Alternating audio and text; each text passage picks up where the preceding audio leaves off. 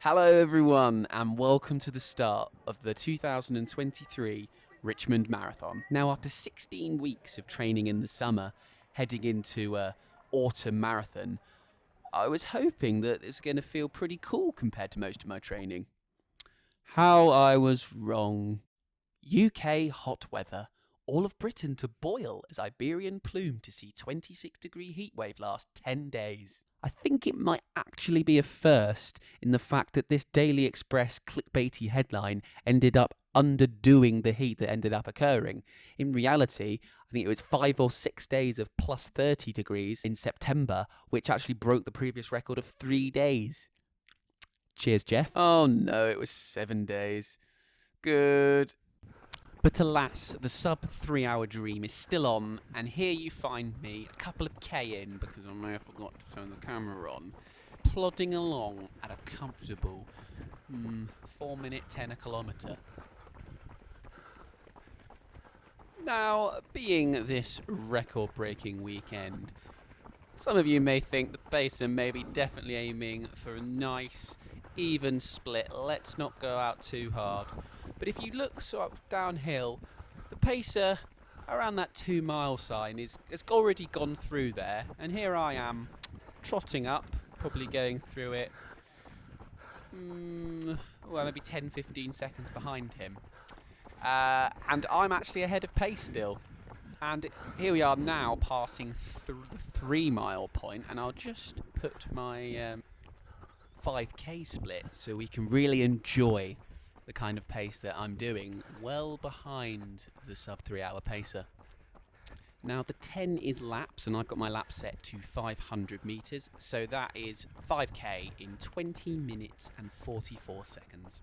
But as you see here, if we extrapolate a 2050 5k out to a 10k and then a half and then a full marathon, it's going to be a 2 hours 55.50. So even though I'm being conservative, I'm well behind the sub 3 hour pacer, we're still way ahead of schedule, so we're probably going to need to pull back even more.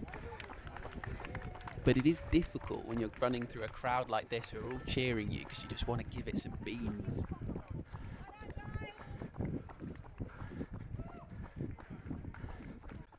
You catch me here a short while later, and we're just leaving Kew Gardens, and you can see I've dropped back a little bit from that guy with the yellow top on.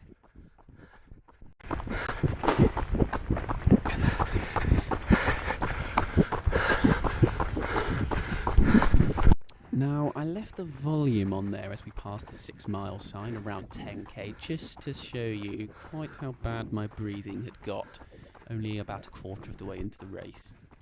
So through 10k, we're on 42 minutes 14, and if we extrapolate that out to the full marathon, it's a 2 hour 58.18. So the question is, are we dying, or are we just getting ourselves back on pace? 7 or 8 miles in, and here we are, coming out of the beautiful shaded forestry onto the Thames path proper. A little bit of mist burning off from the top of the Thames. Absolutely beautiful.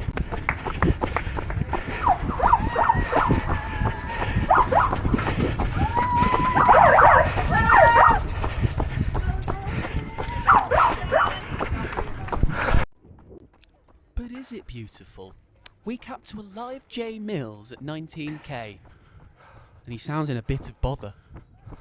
Almost 19k. This is absolutely horrendous.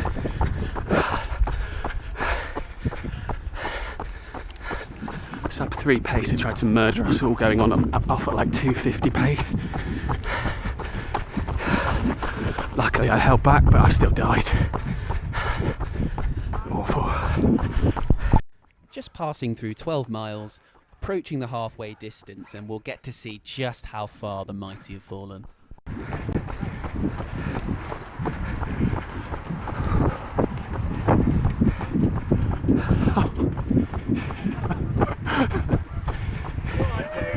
Halfway, lad, you got Thank you, guys. That was my friends Alex and Nell. I can't thank enough for surprising me, coming all the way from Bristol to cheer me on. Thank you so much, guys. But back to the matter in hand, you can see our half split 1 hour 33. Double that, 3 hours 6, 3 hours 7. We've fallen off a very large cliff. But is there any potential for a negative split?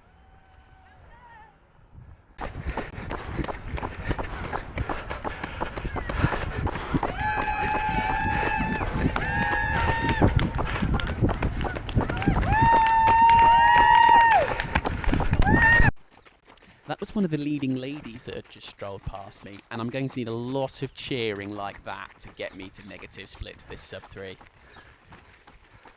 And here we are, trotting past the 16-mile sign. Only 10 miles to go. Ah, you remember old Yellow Top from earlier, when we were both on for a scintillating 2 hour 55 marathon? He appears to have come a cropper to the heat too. Unlucky lad. Passing through 18 miles, the sun rising, getting higher and higher, beating down on us like we're in the middle of the Sahara. I've definitely had 1 or 2, maybe 28 walks by this point. And here we cut to one of those lovely walks, and oh look, it's Yellow Top. He's overtaken us. What a battle! We'll find out who wins the battle soon. Here's a picture of a young lad at about 12k still believing the sub-3 dream was on. What a naive, stupid man. Haha, in your dreams, Yellow Top.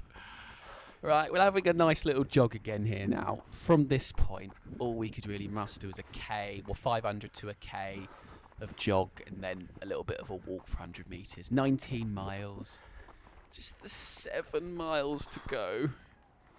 Oh, we're now being overtaken by a guy who doesn't even want to use the tarmac. 20k. I don't even think that guy's in the race. Now we found this geezer just as we got off the towpath, and I followed him for a couple of k, and you can just see a little bit of added pep in my stride as I follow him along. Maybe we won't have to walk again if we just track him home. Wasn't the case, but here we are, just passing 22 miles, only 4 miles to go, going for a little overtake.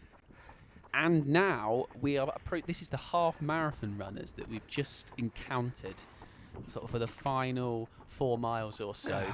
The half marathon runners just appeared, and I think I remember seeing like a 2 hour 15 pacer. So I was even going a little bit quicker than them at this point, 23 miles, 3 to go. So I could start really peeling them off and just getting closer and closer to that finish line that just, oh God, I wanted it to just appear at any second. Some scintillating overtakes here as we weave in and out of the half marathon runners. And to be honest, I was pretty grateful at this point that I wasn't on for a sub-3, because it definitely could have cost me of how congested it got here at points.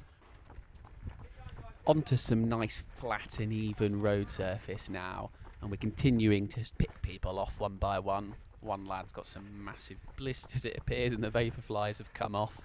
And we're doing some huge overtakes here, sort of 10 people in a couple of seconds, just riveting stuff.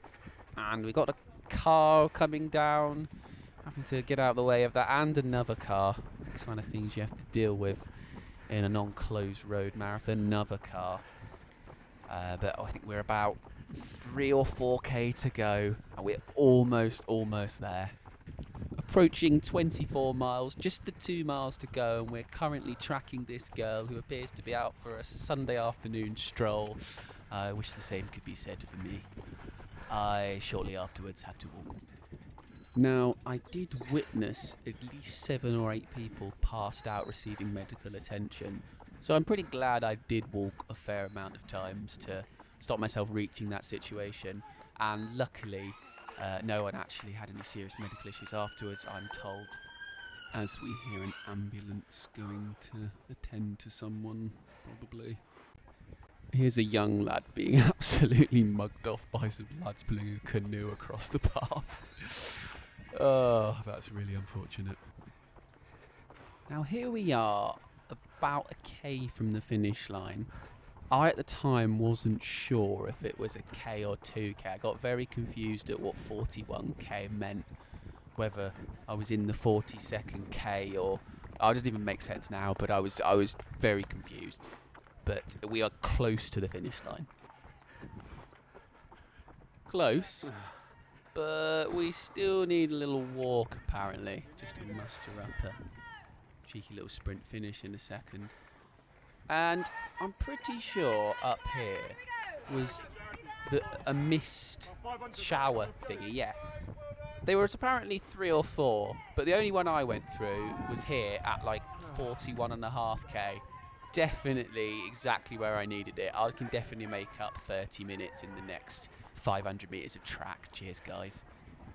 Feeling so cool now. But we're almost there.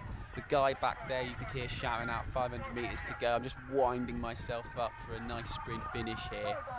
Approaching the tunnel I can see up here, and I knew when this tunnel happened that it wasn't that far to go. So I'm just getting ready to turn my camera on to go really go for it. Going into the tunnel now.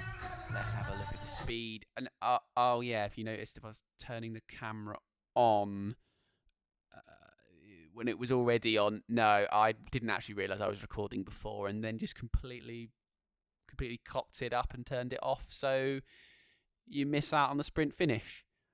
But you can enjoy some pictures of the sprint finish, and you can enjoy some expressions that I dug very deep for this sprint finish. And here we have the finishing positions. Jay Mills in 93rd position with a 3 hour 28:10.